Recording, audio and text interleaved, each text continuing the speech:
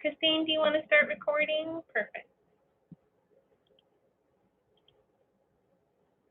And then can you all see my presentation or my notes slide? I'm good. See your presentation, it looks good. Awesome. Okay, so thank you all for coming here tonight. I know everybody has a lot going on, so I appreciate you taking the time to be here. I want to start by talking about who's joining us. So we have our city manager, Miles Slattery's here, and our assistant city manager and city clerk, Pam, is on here. And then we also have our economic development coordinator, Christine Tyson, tonight, and she is playing host in the Zoom. So if you have questions that you want to do at the end, you can send them to her and she's going to make a list. And then we have some city council members joining us. So thank you, city council member Burgell and Castellano and Moulton for being here, and Mayor Susan Seaman.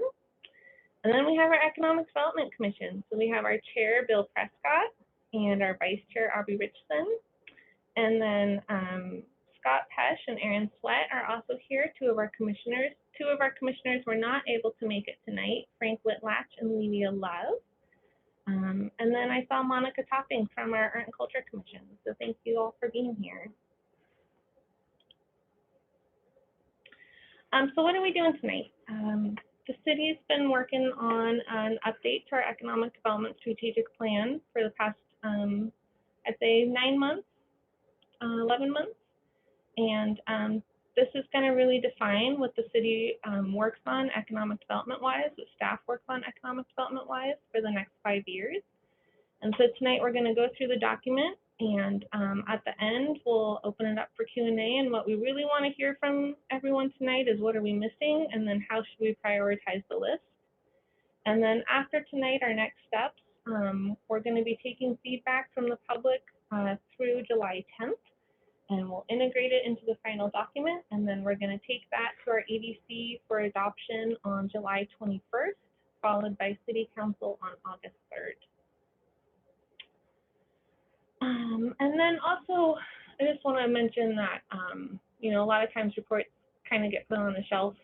This one, we're going to be doing an annual report to Council, so our Economic Development Commission will really be overseeing the implementation of the plan going forward, and then every year we'll take this to Council and give an annual report as far as what's been accomplished, how we think it should be updated, if there's things we should add, if we should reshuffle what's going to be worked on, and so this will keep being fine-tuned as we go along. So to get some input from everyone, I asked a couple people to chime in at different spots. And so I've asked Bill Prescott and Leslie Castellano to share what their economic development vision for Eureka is, like what their vision for a thriving Eureka is. And if anybody else wants to chime in after them, we'd love it.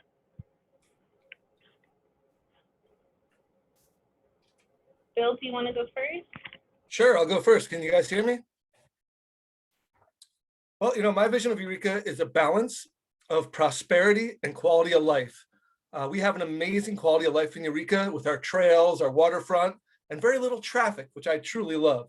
But we also have stagnant wages, empty storefronts, and societal problems, which come with poverty and strained public services.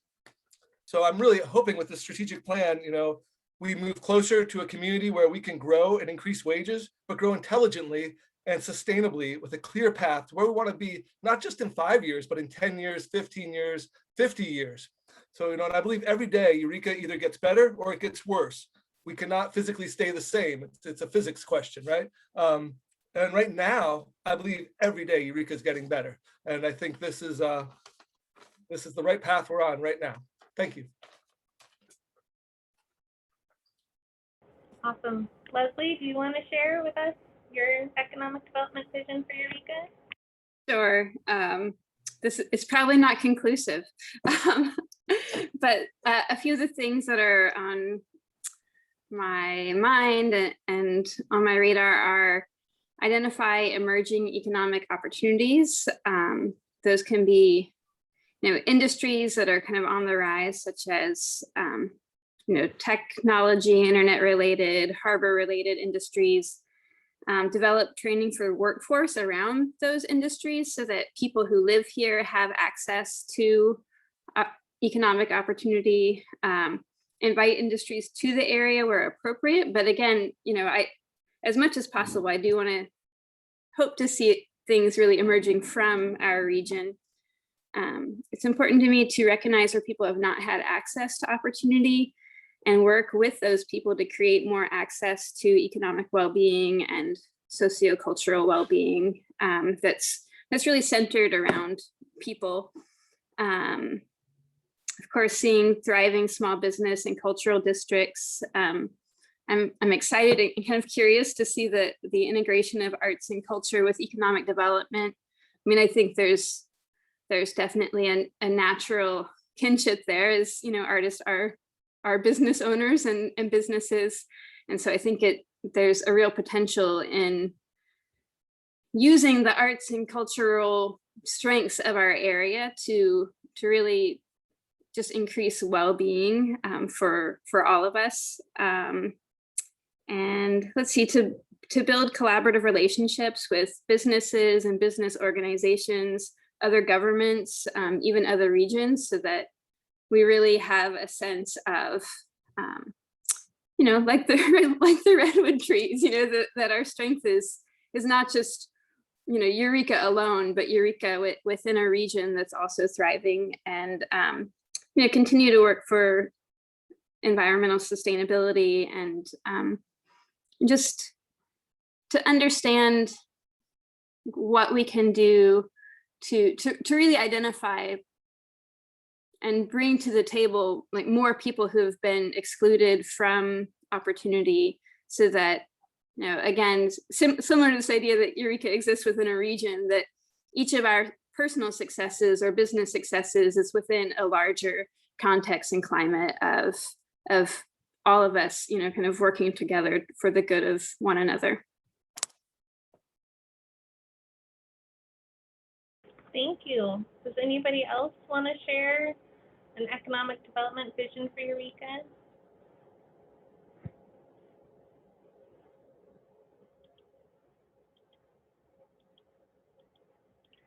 Nope. Okay. So going through this document, we really wanted to start with an overarching goal. And so the goal for our department as a whole is to improve the quality of life for Eureka's residents, businesses, and employees, and visitors through positive actions to attract, retain, and expand businesses within the city.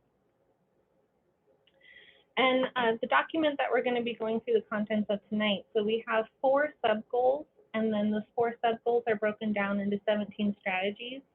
And then we have 32 action items that support those strategies and the sub-goals. So we're going to go through all of those tonight pretty quickly. I'm just going to give kind of a general overview of those items, and then if people have additional questions, we can go back and talk about them more. And we'll have more information in the draft document, but this is just kind of a big picture of what we're working on. So leading up to the document, we did a bunch of interviews, and consistently there was themes that came up that weren't really specific action items or strategies. It was more of what we decided to call guiding principles, things that should be integrated into everything that we're working on. And so these really came down to diversity, equity, and inclusion, including arts and culture into what we're doing, and then also supporting children and families in what we're doing. And so I asked a couple people to kind of talk about this and what they thought that meant. I'm going to ask City Manager Slattery to talk about the diversity, equity, and inclusion piece of that. And we'll go from there. Thank you, Swan, and thank you everybody for coming tonight. We really appreciate it. This has been a lot of work for staff, and I want to thank Swan and Christine for all their hard work and their outreach related to this.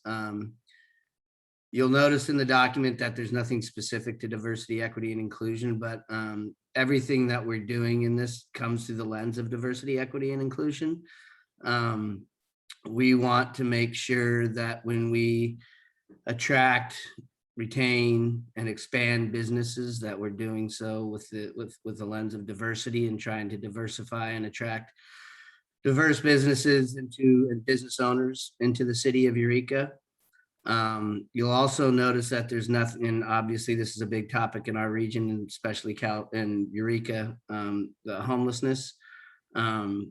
We want to make sure we understand the effects of homelessness on businesses and the effect of the community members experiencing homelessness and the programs that we need to implement in order to address it. What we did at the beginning of the year is we brought our CAPE program, which is basically our social services arm of the city of Eureka, that provides job skills training programs, a co-pilot program, job application programs that attracts different businesses. We brought that division into economic development, and it is a component of economic development. And we feel that not only issues on businesses, but the community members experiencing homelessness and providing them the resources they need to better their lives and also help out the city to become a better place for everybody to be. So, and currently right now we are working with a consultant on a diversity, equity, and inclusion program, and that is going through the process currently. There'll be more outreach on that soon. And we are also working on a homeless action plan with our CAPE division that will be going to council as far as, the resources we provide, expanding those resources, and coming up with some new version of our housing first principle focus strategy plan that's currently in place now, but with more modifications about what we're currently doing and what we plan on doing to address homelessness. So this is a diversity, equity, and inclusion is a component of every aspect of this. And we recognize that. We've gone a long way with HSU and have been really working with HSU, especially now with the Polytechnic designation and bringing in HSU and to have a bigger presence in Eureka. We've had some great direct discussions with Dr. Jackson as well as Sharuz, their new vice president, about properties in Eureka and bringing more of HSU into the city of Eureka. We've also been working closely with the Wiyot tribe on a lot of naming of some of our places in the city of Eureka and want to expand some of the economic development opportunities with them. And then also we have been working with Pacific Islander and Asians of Humboldt on Chinatown designation. So not only to attract, but also to educate people about our area here. And we see this as a key component to the economic development of the city of Eureka. So thank you all for coming. Thank you, Miles. Livia, would you like to share with the group about art and culture and the relation to economic development and your thoughts on that? Yes, thank you. And I'm really honored to be here. A lot of times people think about arts and culture as an add-on, as something that's perhaps frivolous and just fun. The thing is that arts and culture define civilization. They define who we are as a society and as a culture. And we are many cultures. So it's that richness that really contributes to and makes our lives here, especially in Eureka, where we have so much art and are beginning to really express our many cultures, that we are having such a rich and wonderful life. And it can get better because as we integrate arts and culture into everything we do, as you invite artists into planning, planning streetscapes or housing developments, all kinds of things. The Ink people were honored to be part of the Bayfront Trail to develop special artist benches, and all the wonderful murals, which started with the Rural Mural Bureau and now continue with the Eureka Street Art Festival. It's really brought Eureka around I've been here since 1967, and believe me, Eureka has really perked up. And a lot of that, it's not only visually, but economically. And I believe that that is because of the inclusion of arts and culture and the expression and the fact that we engage our citizens and communities in expressing those cultural beliefs and those wonderful visual, musical, theatrical, performing, literary, all the different kinds of arts and cultural expression that we can have. And it's those things also that make people want to stay here. And, you know, businesses want to stay here and grow. So as you can tell, I'm a great proponent of the arts. And I just want to remind everybody that art, and every artist is a small business. Thank you, Libby.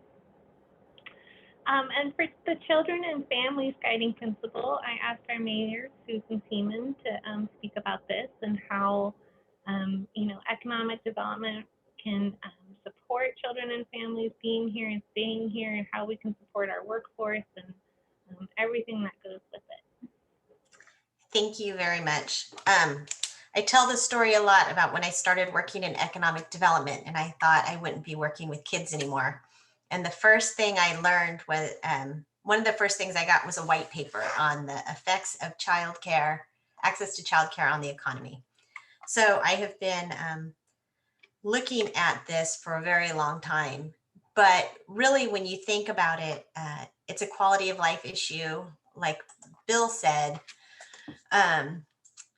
we want to address the quality of life so that people want to stay here. So in 2019, the city of Eureka adopted a strategic plan that focused on providing the best opportunities for children and families.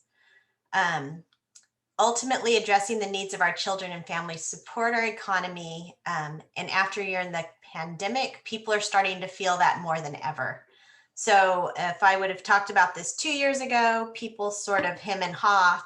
And after the pandemic, or we were in the middle of the pandemic, a survey with local businesses said that access to childcare was one of their top 3 priorities for business. So if families feel like they can have a quality of life here, that their kids can get quality care here, they will stay here, they'll build businesses, and they will fill important workforce needs, which is really something that we need here. So that quality of life is often dependent on economic mobility. So we have to make sure that our families have access to housing, access to living wage jobs, access to childcare, as I mentioned before, even safe roads and sidewalks and safe parks and recreation programs.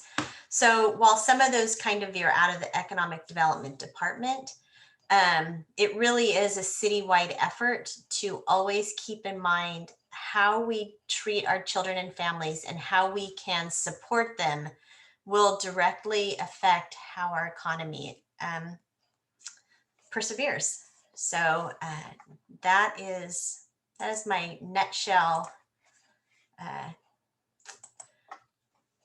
story about how the economy is affected by economic development, or by children and families. Thank you, Susan.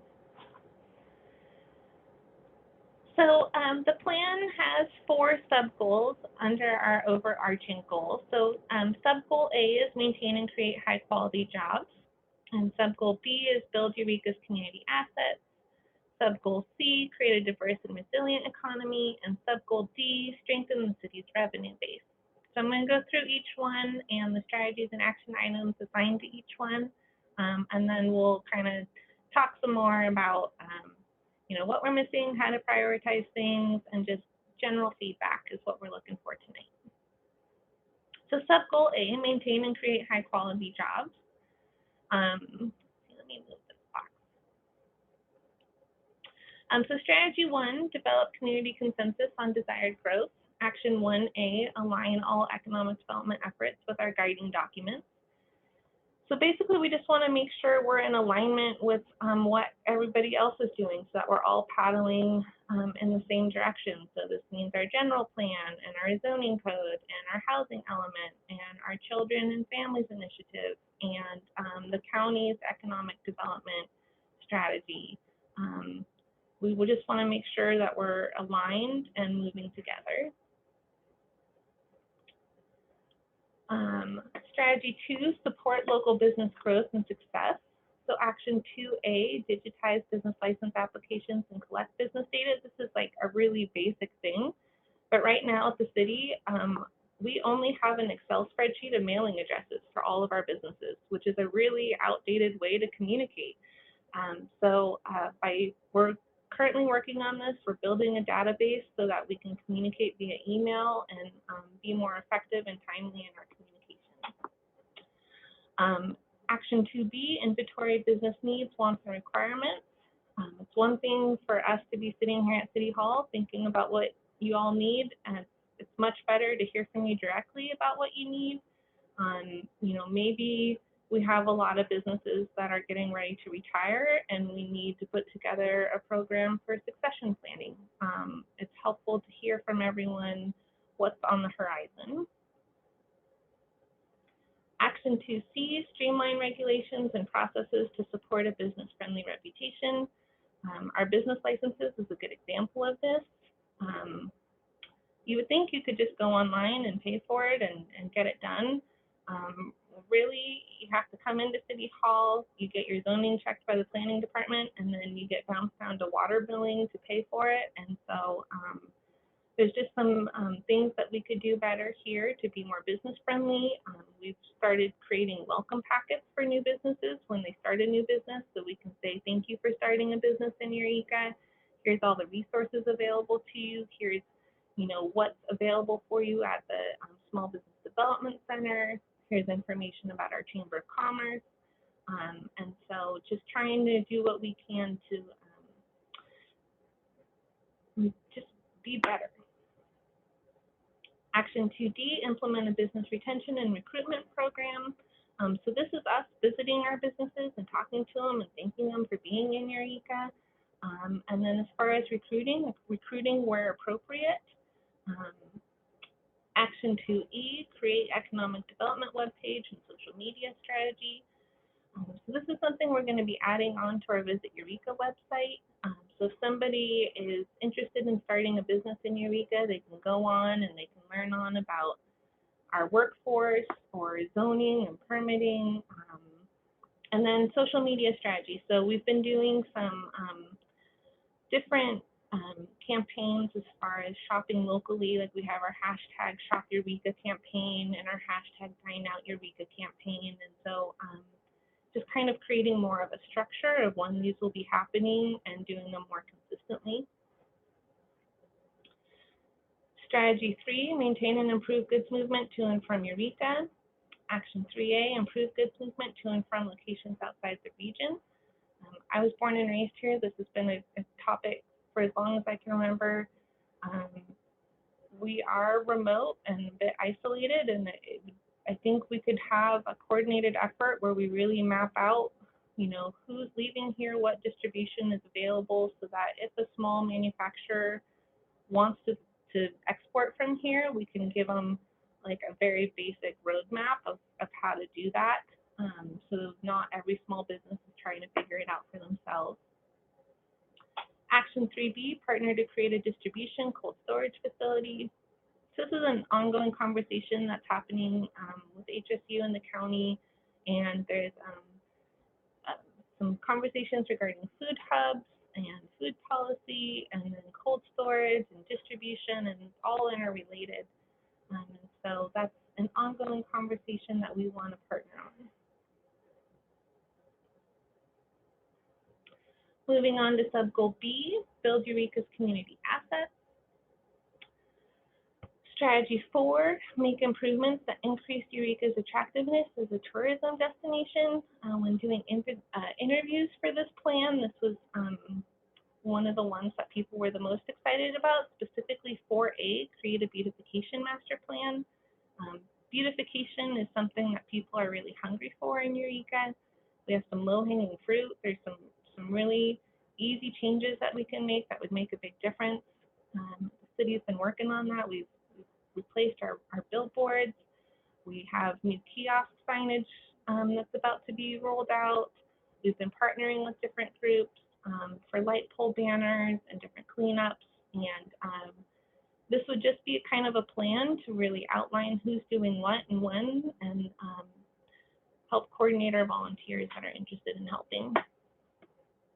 A sub-project of that is to implement and fund our facade set program. That's an existing program that we have at the city that's really popular right now. We have a waiting list for it.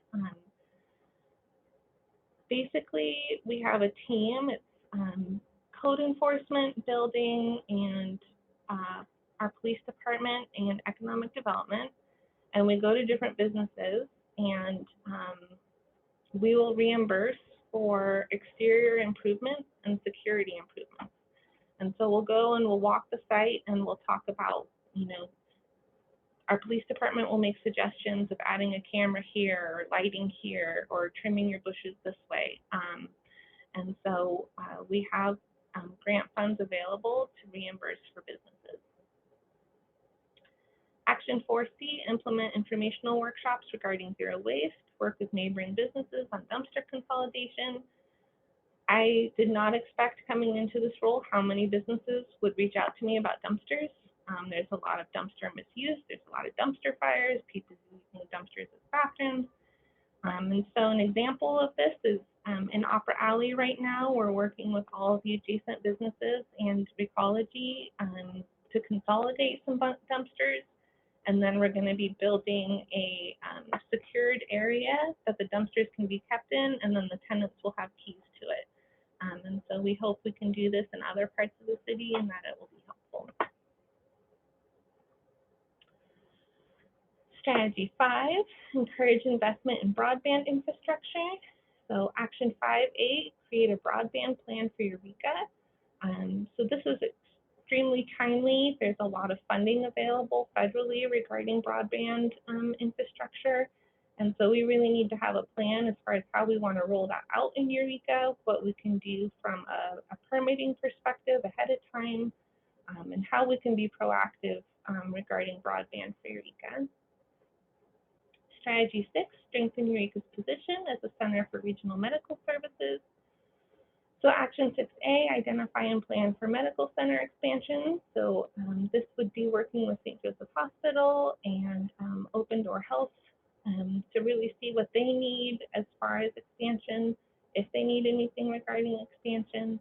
And then also, we already are a destination for healthcare in the county, but how do we want to establish Eureka more for that? And then a piece of that is telehealth. Telehealth really took off with COVID, and it's been helpful for our area. Our providers are able to see more people, and so how do we support that and take it a step further?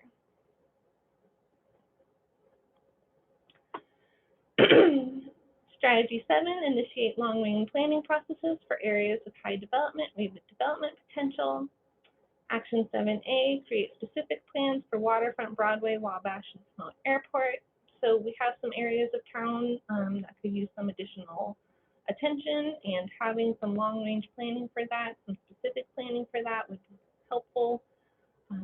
Support new investment in Eureka's Opportunity Zone, market Eureka's Opportunity Zone to local and outside investors.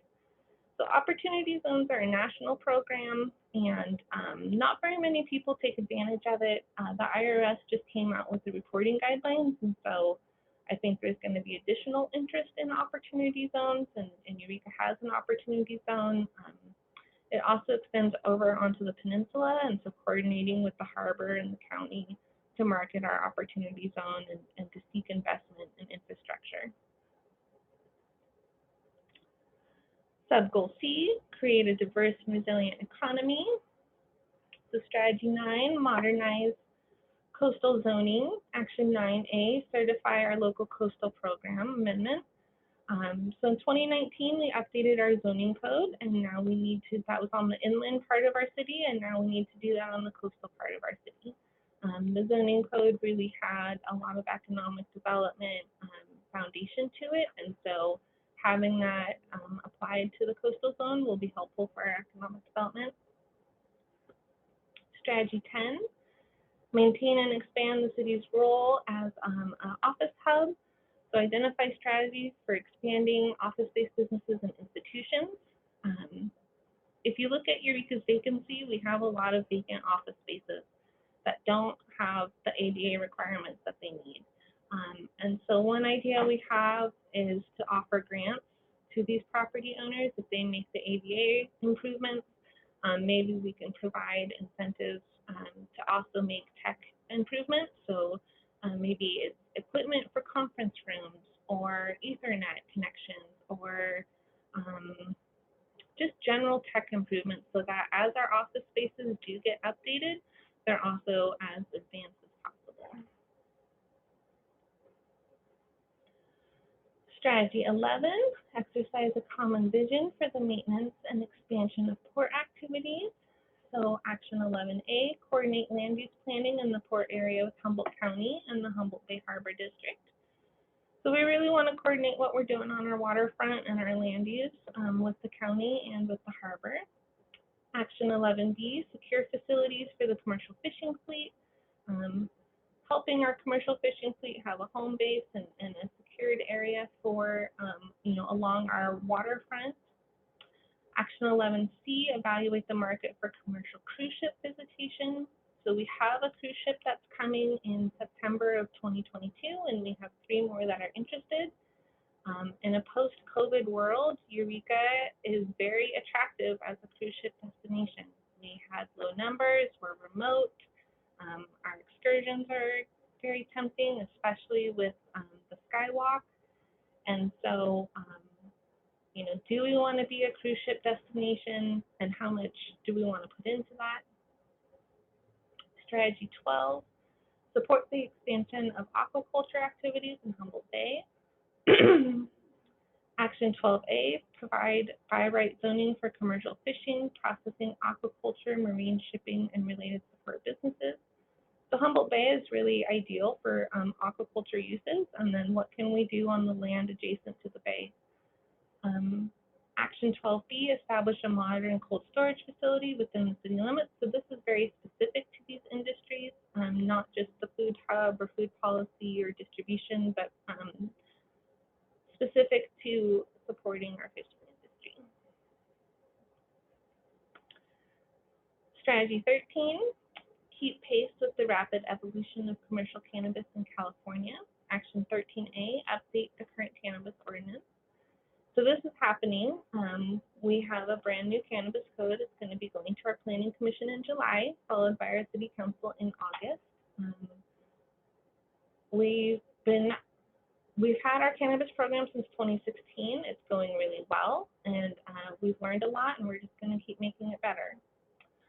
Strategy 14, develop a local business resiliency framework for emergency response. Create a resiliency plan to support businesses during emergencies. This really came about with COVID and the PSPS emergencies. There's definitely been certain groups that have stepped up.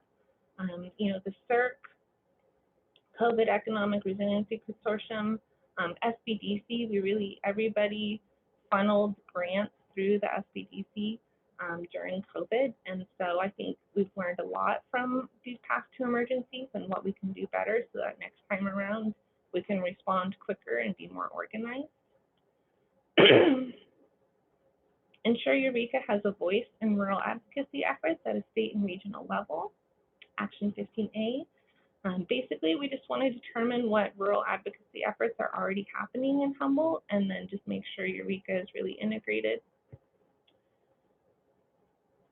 And lastly, Subgoal D, strengthen the city's revenue base. So strategy 16, strengthen Eureka's role as a hub for retail sales activity on the North Coast. Action 16A, implement commercial corridor district revitalization projects. So, you know, our corridor on 101, what can we do to make a better impression to people driving through town? Action 16B, consolidation of business-driven agencies. So an example of this is Charlotte McDonald is going to be retiring from Eureka Main Street. And so Eureka Main Street is going to be coming into the city, and we will be partnering with the Eureka Main Street Board, but Eureka Main Street will be staffed by city staff. And also the visitor center. We're going to be operating the visitor center by city staff. We're going to be partnering with Humboldt Maid on some new projects, but we're trying to streamline how we serve our businesses with our staff. Strategy 17, strengthen and expand the city's tourism sector. Action 17A, promote Eureka as the cultural, artistic, and economic center of Humboldt County and Northwest region of California. Action 17B, support visual and performing arts programming, festivals, and other events. And then Action 17C, continue implementing the strategic arts plan.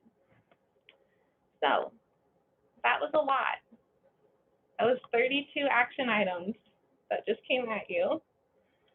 And so what we're looking for is what we're missing, what we should prioritize, and then we'll follow up with what our next steps are. So Christine, did we get any questions in the chat while we were going? I don't see any so far. Okay. Does anybody want to chime in with comment or questions?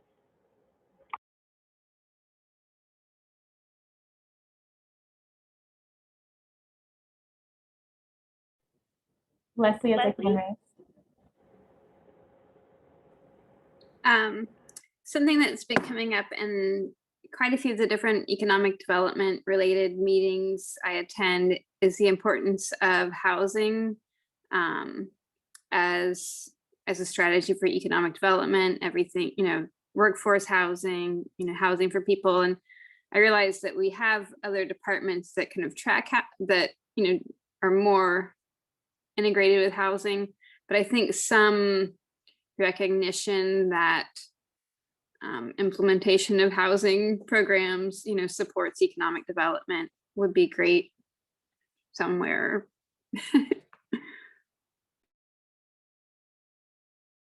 That's great. Scott?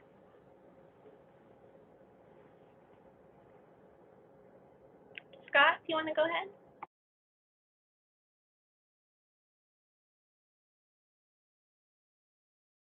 You're still muted.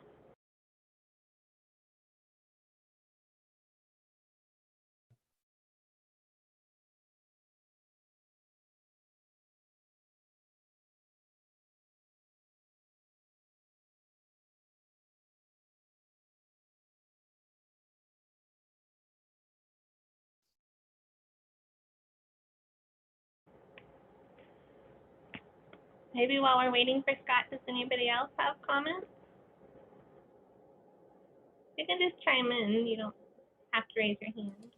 Just to add on to what Councilmember Castellano said, or is it Leslie? I don't know what kind of meeting we're in. Housing across the board, not just affordable housing, but everything across the spectrum, because I know that's come up a lot in our conversations about how to keep medical providers in the area. So having it's a good variety of housing.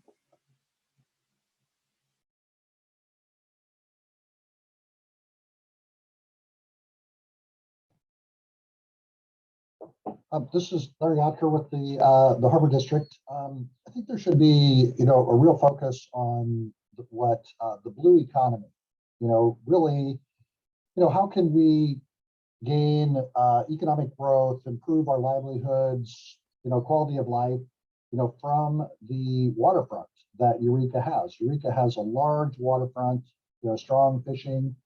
And if you think about it, you know, think if you're in San Diego, you're in Los Angeles, you're in the Bay Area, and you're a business and you need to have access to the water. You know how expensive it is to lease property adjacent to those areas. I just don't think that we're preparing the waterfront as much as we need to really attract new and modern industries to come into, Eureka and the Small Peninsula and really the entire Bay areas. We need to rethink our infrastructure that we have in those areas.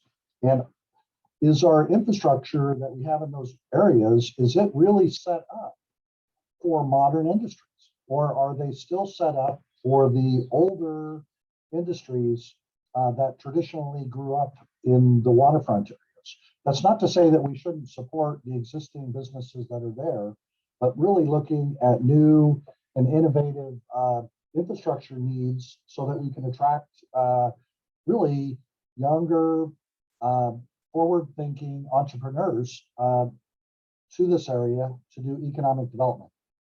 Just lastly, I think that within the strategy, just the organizational structure of the document, generally there's kind of place-based strategies of what's specific to a place in the city. And then there's kind of, general categories or like broadband, transportation, housing, really sector-specific strategies. And so really when you organize it, you might think about how do we organize the document? Are we really developing strategies based upon a specific place? Or is it really to promote a sector and it doesn't really matter within the city where they're uniquely situated? So I'd just like to expand on what Larry had said there. I think the first step in the process for our waterfront, especially from the city's perspective, is our local coastal program and its update. The city worked very hard in developing our LCP update and the land use plan for that. We have some pretty aggressive ideas as to what we're going to do with some of the zoning changes to make it reflective of what we have on our inland code. And we were fortunate enough to go out and recruit Kristen Kenyon, who is a former employee at the Coastal Commission, and we'll be working closely with her, trying to make sure that some of the adjustments that we've made will be expeditious and make sure that not only do we look at some of the coastal development industrial property that we have way too much stock of, but also looking at different zoning for those locations. Once we get to that point, I think that's the first step, because then you can really look into diversifying those properties that Larry talks about that are available. And I think right now, because of that, it's really restricting our ability to attract other businesses. And it's going to be crucial that we make those changes so that we can move forward with more up-to-date type of industries along our waterfront. So I think that's the first step, and we're definitely on our path towards that.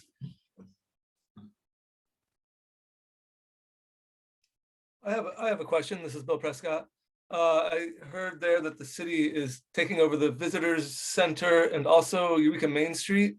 And I'm just curious, does the city have the bandwidth to do that or the experience? I mean, does anyone in the city hall there ever run a visitor center? It just seems like maybe that would be something better left in a nonprofit or a private sector. But I'm just curious what the plan is for those, bringing all that stuff into the city, which we know is already really strapped for resources. So I'll take that one, Swan, if that's okay. Unless you want. So the plan is, especially as it pertains to Main Street, Charlotte will still be there as a resource for us, and we're also bringing on Amanda, who is here this evening, as an employee for the city of Eureka. The transition should go really smoothly, and we've received positive feedback from the members of Main Street that are currently there, and they like the path going forward and see a lot of efficiencies because of the city being basically a middleman between a lot of events and those type of things. Those businesses will have a direct connection with the city. As far as the visitor center is concerned, we will still maintain those employees. From the standpoint of operating one, we have plenty of staff that operate, gift shop at the zoo. We have a lot of experience on staff and community services, and we also have a lot of experience in staff on economic development. We will be hiring those employees that staff that facility, and they will become city temporary employees, and they will be working for the city and to continue operating the visitor center. And once again, I think we see a lot more efficiencies in that, especially because of the connection directly to City Hall and the ability, if there's issues that are happening or they hear certain things that are going on, it'll be a city staff member receiving those complaints and we can address them more efficiently. We just really feel this will be efficient, and we think the transition should be smooth because we're maintaining those people that are currently operating it and maintaining staff that oversee it. And obviously Alana and Humboldt Maid, we still have a great relationship with, and she will be there for a resource as well if necessary. So we really see it as being efficiency. Thank you, Miles. That's a good answer. Could I just expand on that one, Miles? I've just, it's Donna here from Eureka Chamber. We've just had a number of our members that are, gradually learning that this process is happening, and they haven't heard about this transition. What communication has been going out to the Main Street members? Well, this all started as a part of strategic visioning. We had approximately 6 different meetings related to strategic visioning, and this was one of the topics that were discussed under effective governance. So it went through that process that was approved through council, and then we started working with both Main Street as well as a visitor center on what this would look like. We definitely, we would have loved to, once this was, it wasn't really finalized, but as soon as the draft MOU was agreed upon, we would have loved to reach out to those members. We didn't feel it was appropriate because we weren't overseeing it at that time. What we did do is we did meet with what the members call an Instagram group and had a conversation with them prior to this going on. And we met with owners of businesses down there. Once again, I'd say everything we've received has been a positive feedback. There has been certain businesses who felt they weren't kept in the loop. But I can assure you, now that this is done, we are getting the email list for every single member, and we'll be letting them know what's going on, give them a copy of the MOU, and also try and, since we are a public agency, I think the transparency that will be related to Main Street will be a lot more apparent. We plan on passing out agendas for every single meeting to each one of the members, and also plan on, notifying people on our website when those meetings are. So we really feel that the transparency will be increased. And once again, we feel the efficiency will be a lot better. Okay, and then another question that we're getting is again around the staffing, and as Main Street, as I understand, the Eureka Chamber, and thank you for that lovely picture, that was a great day. We're in the Main Street district, and we have not been getting correspondence as part of that, but we are a nonprofit and we don't pay as other nonprofits in our area don't, but they're still members. And just probably I've had 5 or 6 phone calls just in the last week, just asking, with the city taking over, does that mean that the budget for salary that's coming out of the Main Street funds going to go back to pay that? Or will that just be paid by the city? And what will happen to the Main Street dues that they pay? The Main Street dues that they pay will continue to go to the Main Street Board and be utilized by the Main Street Board. It'll be used for them for events, for whatever they choose. It should actually free up some money and provide them with more resources for that. So none of those funds that are being paid for by members will come to the city. That will all be maintained by the Main Street Board for insurance purposes, for maintaining the nonprofit, and for certain events or programs that they want to implement. That's great, thank you. That'd be really handy to get that message out.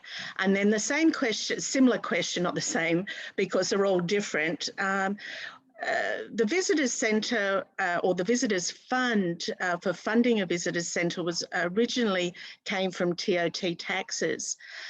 Is that going to be earmarked? And I could be wrong here, I'm just asking different questions, but and we're going back way before I was a part of this, and I'm relying on members that are asking these questions that may know a little more about the history. So that was originally TOT taxes what came to fund bringing funds in, visitors into the city. Is that going to be earmarked to continue that way, or is it happening that way?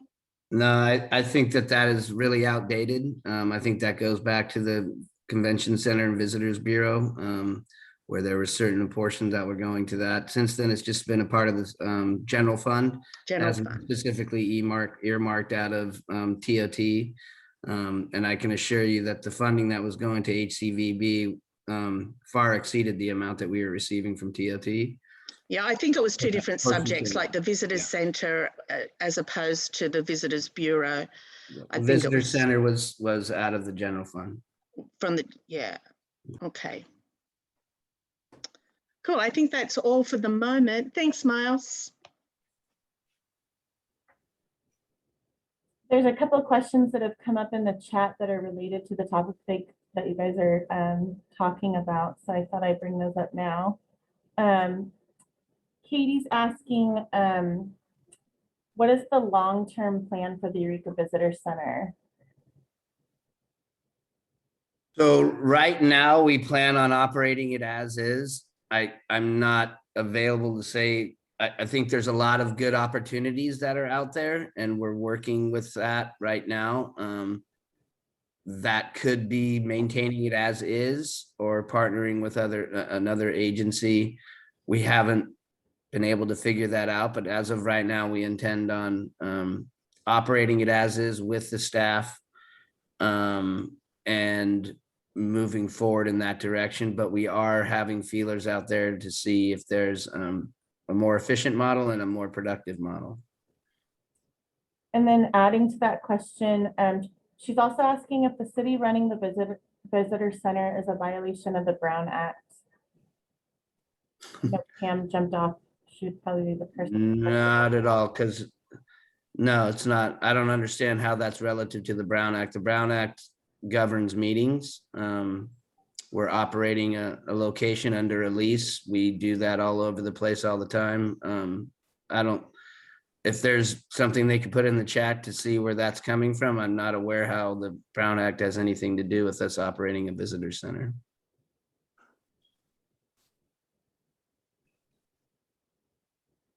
So Katie, if you want to elaborate on that through chat, or if you want to unmute and ask, that's great. We'll move on to the next question until she responds to your question. Stephen Luther is asking, was there a goal around supporting the connection between active transportation, such as trails and bike route amenities, and economic activity? Swan, you want to take that one? I see you nodding. Oh, can you repeat that, Christine? I'm sorry. I'm adding it. Oh, okay. So yeah, I mean, I was a big part of the waterfront trail and a lot of the trails that go through the city. My argument from the beginning was that this isn't just about quality of life, it's an economic driver. And I think that we've seen the results of that since it's been in place. And I think that's a great idea. And I saw Swan taking down the notes, and we can definitely elaborate on that in the plan. Especially now, and that's another thing, and I'm sorry to keep going, but HSU's interest in Eureka is, having the Bay Trail South completed. It's a huge component of that. We're looking at a potential housing development in Eureka that would incorporate workforce housing with a transit center in conjunction with some partnerships with HSU, Open Door, Providence, and Humboldt Transit Authority. And we're hoping to have some more information on that soon, and it would be a huge benefit to the city of Eureka.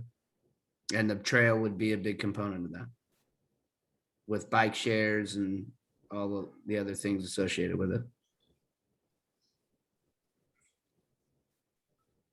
Leslie, you want to go ahead? Sure. I was just looking over my notes. I don't think I saw, there's so much in the plan, so I'm hesitant to be like, and this, but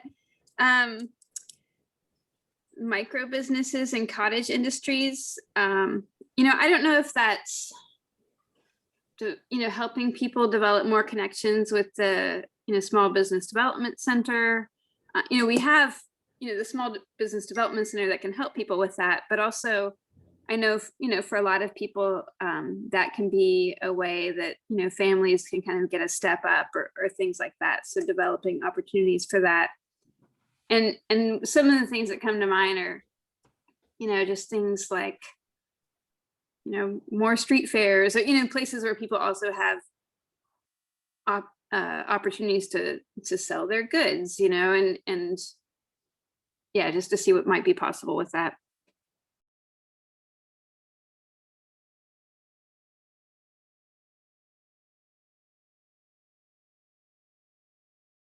I have a couple things in the chat.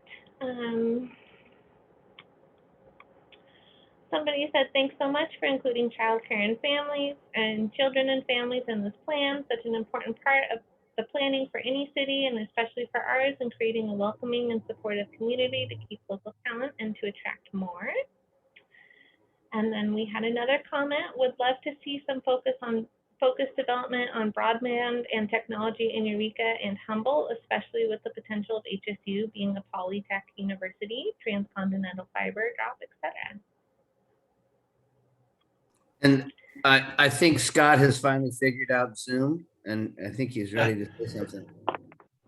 I apologize. I just had to reset everything because I couldn't get the button to come off. But and I don't mean to talk out of context and timing here, but the reason why my hand was up earlier was, I appreciate the fact that we have something on paper, because when you write down your goals, they usually kind of start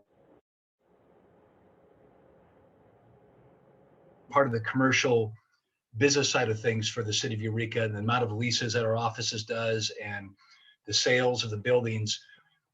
Our whole community is, as far as economic development that I work with, is businesses. And I really, these categories and goals in subsection C are very important, And for instance, every single one of these are just about as important as one another, including an office hub, the importance of Nordic aqua farms and aquaculture, commercialized cannabis. These are all things that really kind of make up all the bits and pieces of the city as well as the county. But I feel that my 2 cents is that subsection C, or that section C, the first step for our economic direction, because that's who we are now and that's what we have to improve upon. All these other things are great too. Infrastructure, that's very important, including the broadband infrastructure, a regional medical center to kind of help 130,000 plus people in the county, very important. But, as we kind of go through this, what I've learned through serving on these commissions and these committees and these boards is that you have to simplify your goals, and you just start one at a time. Easier said than done, but I feel that these are all very effective. But if we can take maybe 1 or 2 of each of these sub areas and focus on that, because my concern for the city is resources.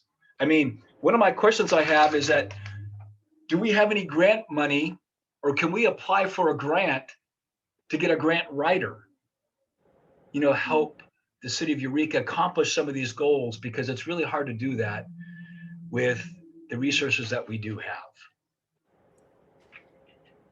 Thanks, Scott. And I just want to talk about the grant writing. We've been extremely successful in the community services department in grant writing, and we will utilize all of our city staff, just not economic development, for things as important as economic development, because it supports all of our departments. I think that our resources, community services since 2014 has received over $40 million in grant funding.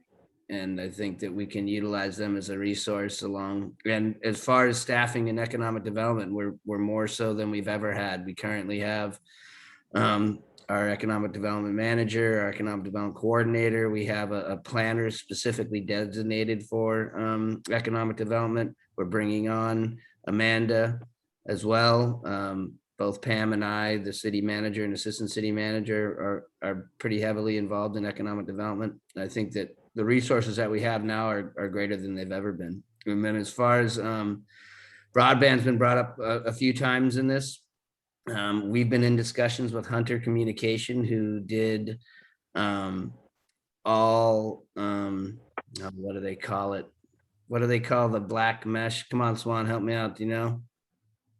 Anyway, what they did is they hardwired all of the Eureka City Schools facilities with above ground conduit. Right now, Public Works is working on a dig once policy. And as a matter of fact, some of the road work they're doing now, they're just starting to implement that and put conduit into the ground, working with people on the correct type of conduit. And we're looking into leasing some of the conduit space that City Schools has to make some connection with our facilities. And this can only benefit our businesses as well. Once we do get that broadband line here and having competition for Altis, because we all love Altis so much, that this will be huge for our businesses and our residents once we continue to develop this stuff. Miles, we got a question in the chat to follow up. And on, Miles, if I can just counter that real quick, and this is no.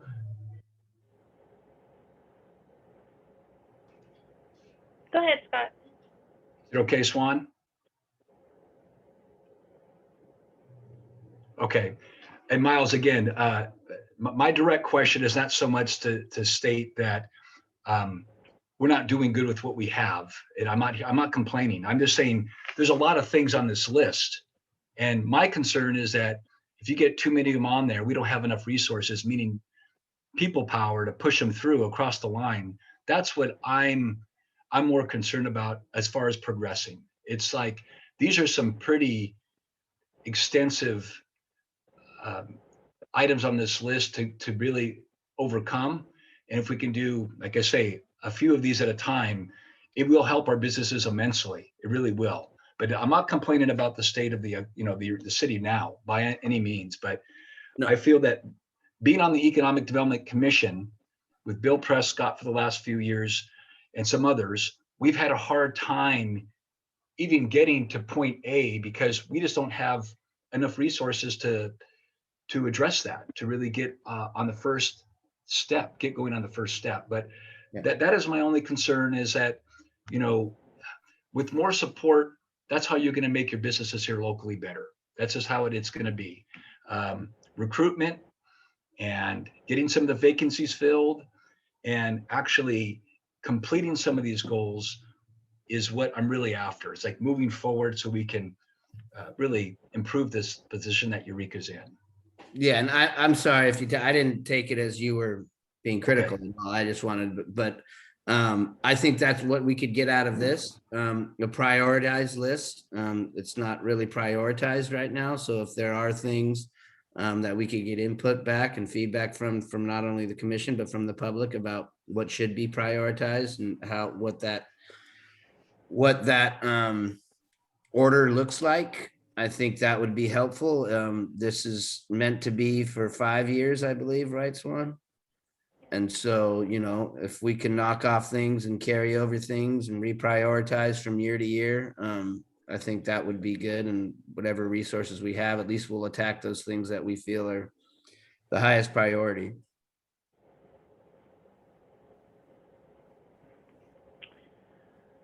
So we have some questions in the chat. I heard that Google and other tech companies are investing in the transcontinental drop. Has the city reached out to any of these tech companies for help or investment? Do you want to talk about any of the conversations we've been having with Bureau? We've had not with those specific companies, but we have had discussions with the people that are bringing the fiber optic over here. Unfortunately, Brian Gerving, who's our public works director, has been the one that's been in the majority of those meetings.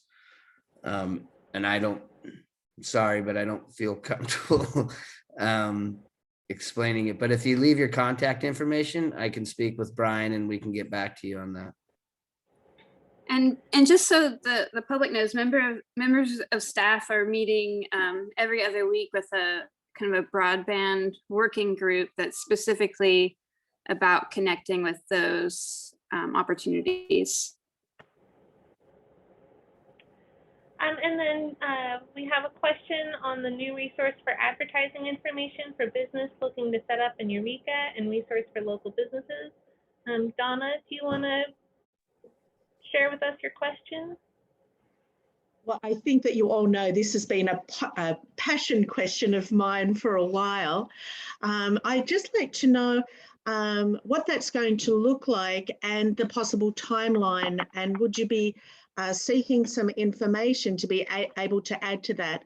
I know that at the Chamber, we're fielding at least 5 questions a week from people from out of town, and we often get on a daily basis multiple questions. But having a landing page with the city, I think you all are aware that I thought this should be a county initiative and the cities have their own. So I'm really pleased to see this in this proposal tonight.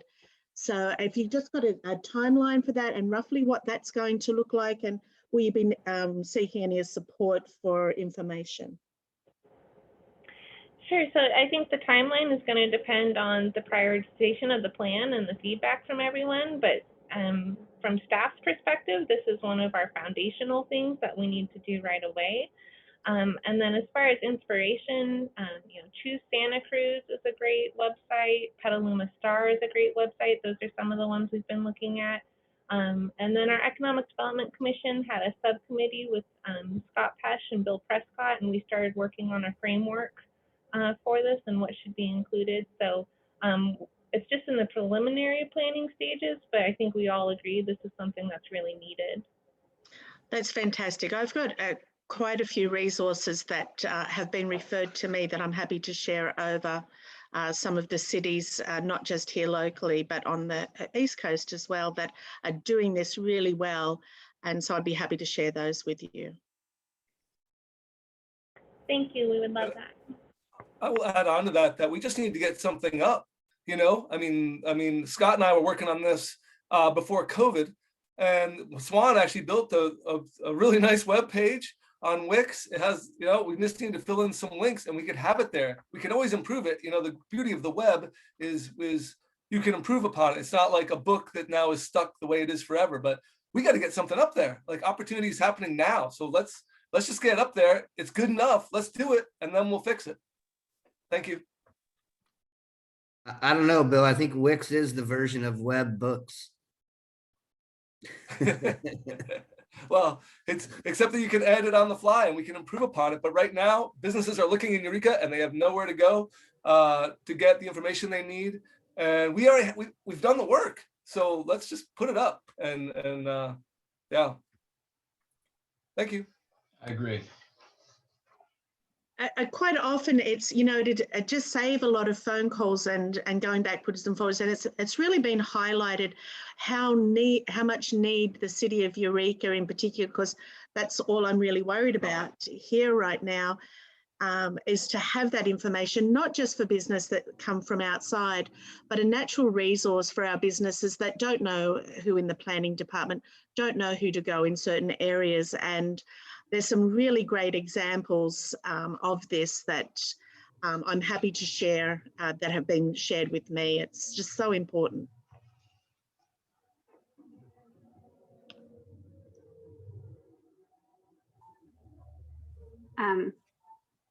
Yeah, I'll go ahead and go. I'm very impressed, and thank you so much for all of your work on this plan. I think, and what I'm hearing from other members of this and kind of trying to understand is, do you see this plan as kind of arching over the next like 4 to 5 years? And then will we, as a next step, be developing like an associated timeline to go with the plan and that folks can kind of look at and give input on? Yeah, so the Economic Development Commission at their last meeting did start to prioritize the list and break down what would be worked on each year. And so that's kind of tentative right now. This is kind of the last piece of public input to finalize that before it comes back to the commission for adoption. And I'd hope that this was a dynamic document, and that if some wacky thing came in from the economic development world, that there could be adjustments made on the fly. If that needs to happen, we can go back to the Economic Development Commission and Council and make updates to it on the fly. I think it needs to be dynamic.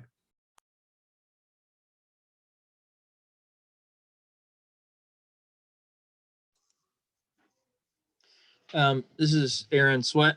Are there any dates for completion? Just accountability dates? If we implement this plan and we choose exactly what we want to do, I know there's dates to start, but are there dates to finish? I think that would come out of the priority list. So when the priority list, and you get a priority list of things to be done in year one, those would be the dates. I don't know if we want to get to a specific, 1 month or 2 months from now, but if you had a group of priorities that needed to be done in fiscal year 21, 22, a group of priorities to be done in 22, 23. I think that's how we deal with due dates. Okay, I just know it helps me, just accountability wise. If something doesn't work, then we know within that time frame that we put forth effort on it.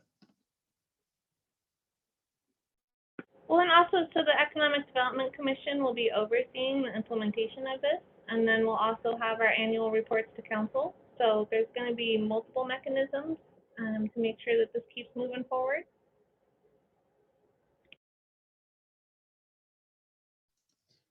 Great, thank you. And I second everything, a lot of what Bill and Scott have been saying. Let's start something.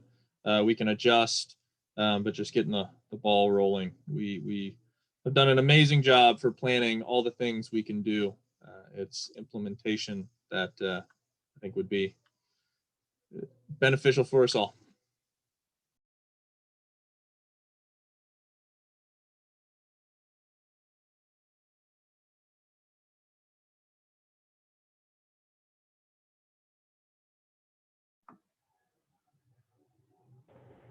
Anybody else have any comments? We can wrap this up. Looks like we're all good. Oh, Natalie, did you have something? No, I'm like the queen of the last minute comment. I apologize. Sometimes I just need more time to think about things. Yeah, I just, there is a lot here, and I'm hearing a lot of concerns around like focus and action.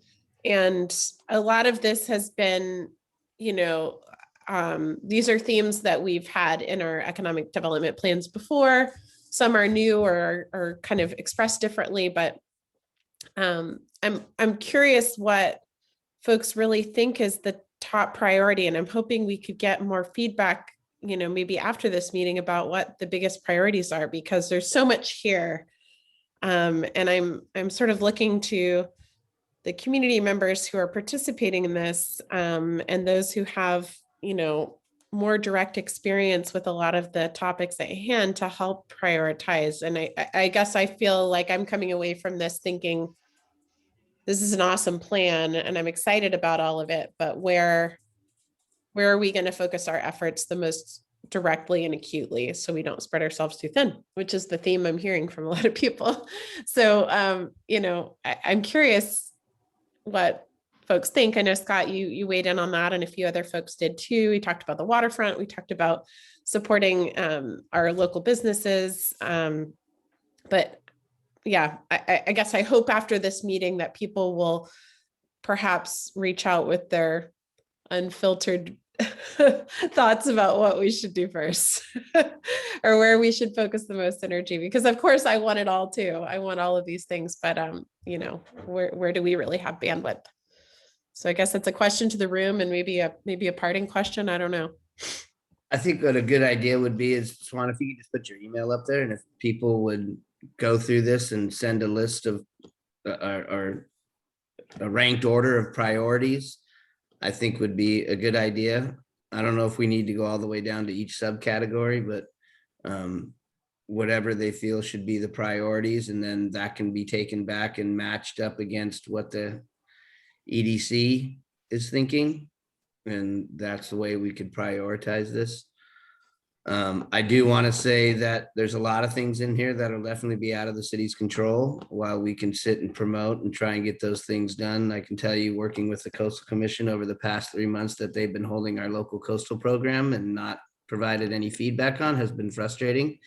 And the last meeting we had, we've decided that we're going to break it out and break out our zoning related to coastal dependent industrial and just concentrate on that, which is frustrating because the whole intent of getting this to the Coastal Commission was so that this could be done all in one fell swoop. So there's certain things that are on here that aren't going to be within staff's control.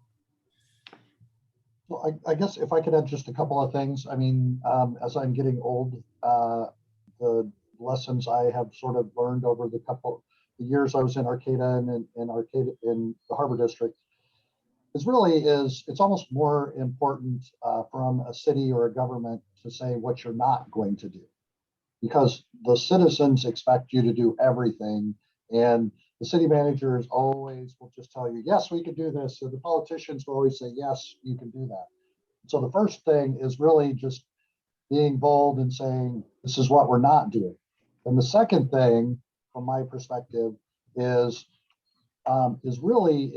you should focus on your staff, a self-reflection of your staff, because you look at the economic development staff at the county is different than what the city has, particularly in the Harbor District. Everybody is, what I would say, what is your staff geared up to do, right? And you only have so many staff, and you want your staff to be experts in what they do. And if you're trying to do everything, then your staff are not good at anything because they're too spread out and they're not focused. If you really want to get stuff done, then again, you say no, and you gear your staff towards truly what you're going to accomplish. And those are hard challenges because again, the pull is always to do.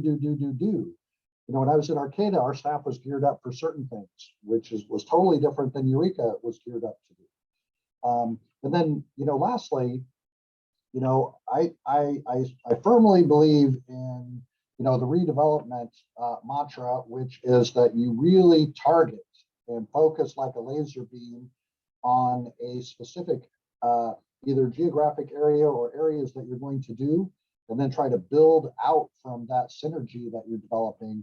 Because if you're trying to do everything throughout the entire city all over the place at the exact same time, then you're just not getting the bang for your buck. You really have to focus in one area, really put your energy there, and then move into the next area and then go in. But again, the citizens want you to do everything everywhere at the exact same time. And so this is really the push-pull from my experience of being disciplined and saying no, and really gearing yourself up to staff success. I completely agree with you, Larry.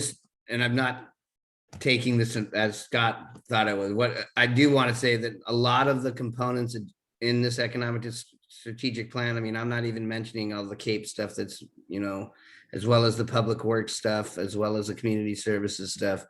A lot of the things that are in here are not just reliant upon our economic development staff. They're relying on all of our departments to do a lot of these things. Planning is a huge component of this. We are expanding our planning staff as well, but I'm not saying we can do everything, but I just want to be clear that the responsibility of this plan is not solely on the 5 people that are staff at in economic development. It'll be the entire city that will be working on many of these things.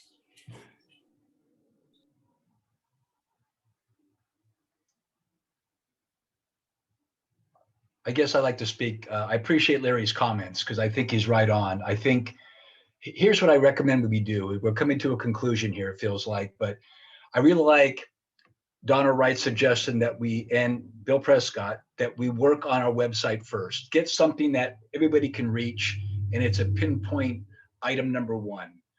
Thereafter, the consensus from who we are right now on this Zoom call can give us feedback on maybe at least one goal per sub-goal area.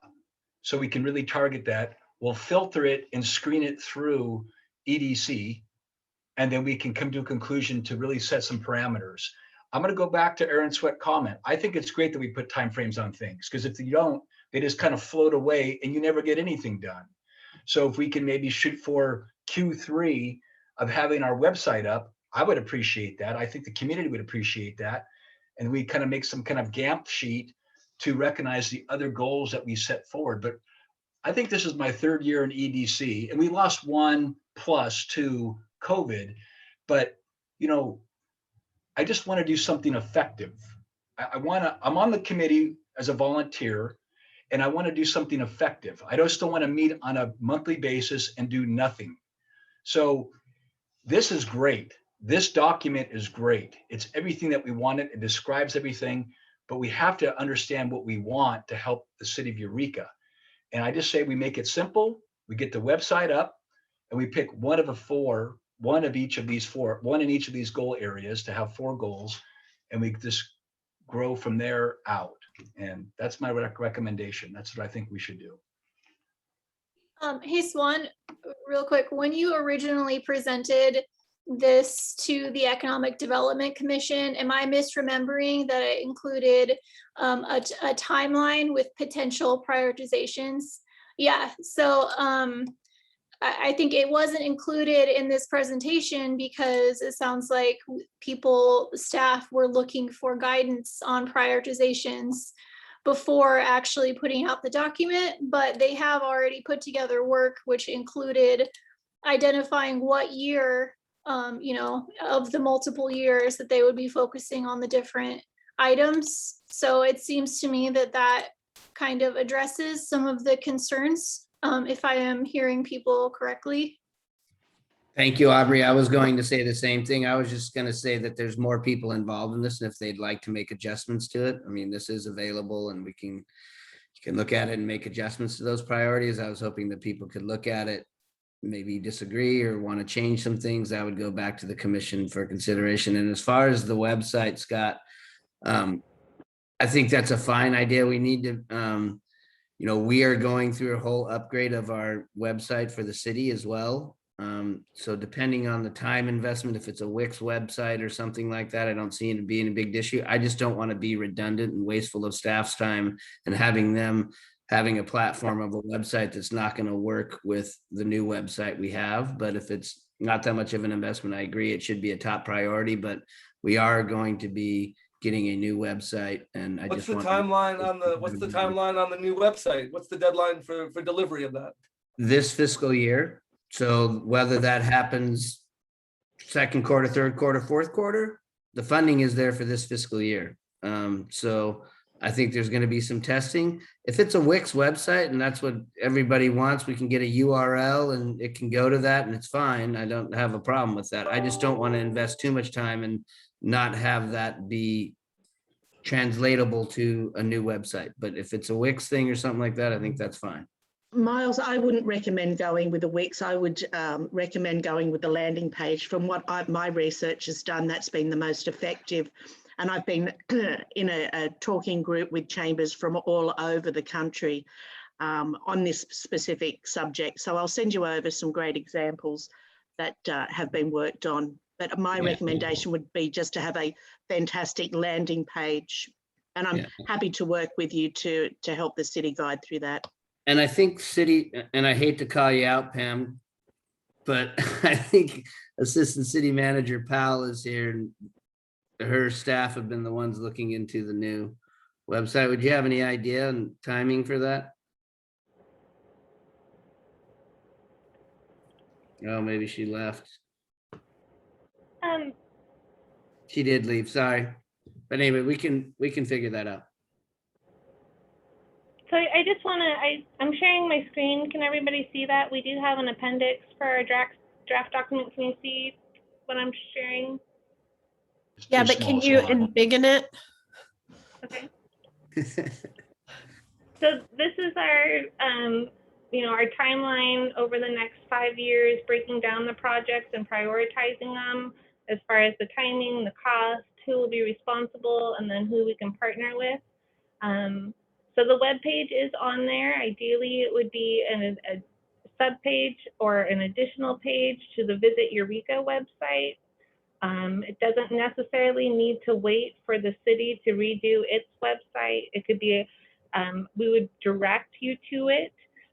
We can put time and energy into creating a Wix website, but it doesn't seem like that would be our end strategy. And so it seems like, why don't we wait and do it correctly or do it well?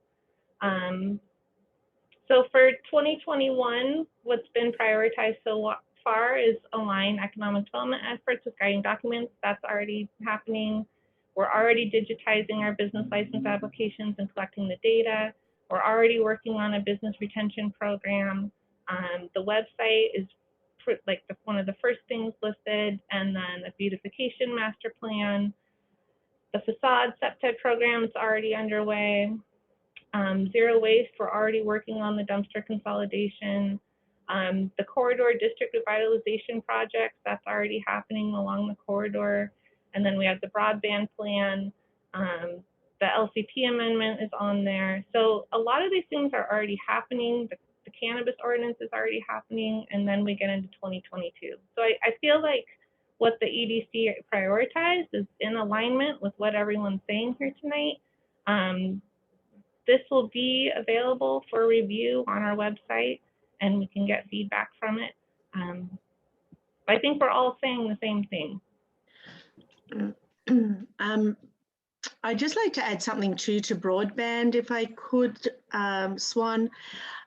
Just before I met with Miles a week or so ago, I'd received some intel that there was going to be a lot of funding coming into rural areas to create their own broadband companies. So if I could maybe work with staff on finding more information on that, because I think that may be an answer to a lot of our problems here, specifically in downtown Eureka. And if we can have our own broadband site where our businesses in particular can draw on that instead of having the huge costs with very little service. That was the discussion that we had with Hunter that we talked about, Donna.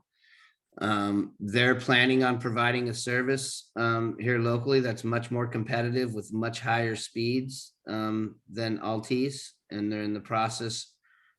I could get you more information as to what that time frame is. As far as municipal broadband, that's not going to happen anytime soon, but there definitely will be something available. I believe in 2022 that for, I believe, $99.99, it's like a mega, it's ridiculously fast compared to what we have here, and it's a priced for life. And so they already have the foot in the door, and then we can work with you when we talk to them about the funding, because we are talking to them about funding to add to our infrastructure as well. Oh, that's fantastic. Thanks, Miles. And if I could just ask, I was with all of our board prior to coming on to this meeting. They were having their group photo, their first time all together. I was super excited to see them. And one thing, a lot of them had other commitments tonight. 3 or 4 were on one other particular meeting. They'd just like to see a recording of this so they can discuss it at our board meeting on Thursday. If you could shoot that over to me, Swan. It'll be available on our website, Donna. So we'll have the document and the recording available on our website for folks. I appreciate Alana, that. No problem. Alana, you've had your hand raised for a while. Yeah, thank you, Swan. Hello, everyone. I had just a couple quick comments. I'm suffering from a cold, so pardon if I start coughing. As far as broadband, I mean, that's come up a lot, but I never hear SpaceX coming up, or the Starlink, which is already doing trials in Willow Creek, and it's happening. So I think paying some closer attention to that would be a good call for the city, as well as making this more of an action plan and less of that beautiful strategic plan that gets put on a shelf and sits pretty for years and years. So firm believer in the prioritization. I am concerned about the level of staff and just knowing, you know, Swan and Pam and Christine and how much they have on their plate. They do a fabulous job. I'm just concerned about overbooking them.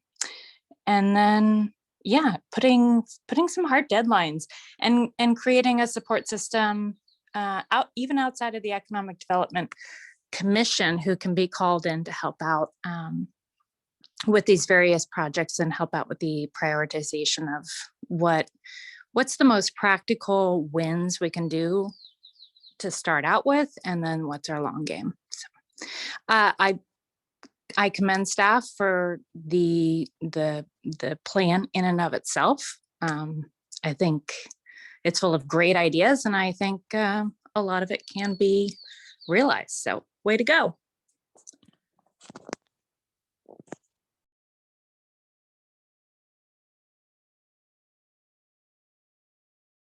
Thanks, Alana. Does anybody else have any comments before we wrap up tonight?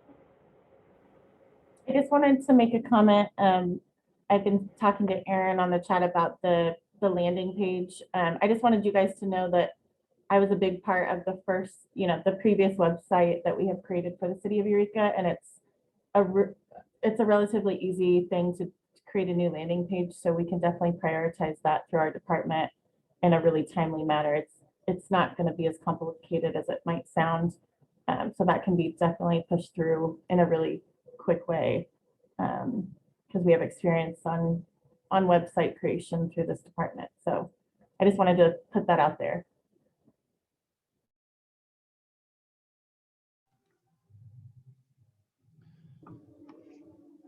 Thank you, Christine. And thank you, Swan, for all the hard work. I'm excited to see what comes from all this. So, and I second a lot of Alana's comments on bandwidth. I think most businesses knows what that's like. And I know the city's been stretched thin at times. So, we're here to support the city and advise. So however we can do that, you let us know.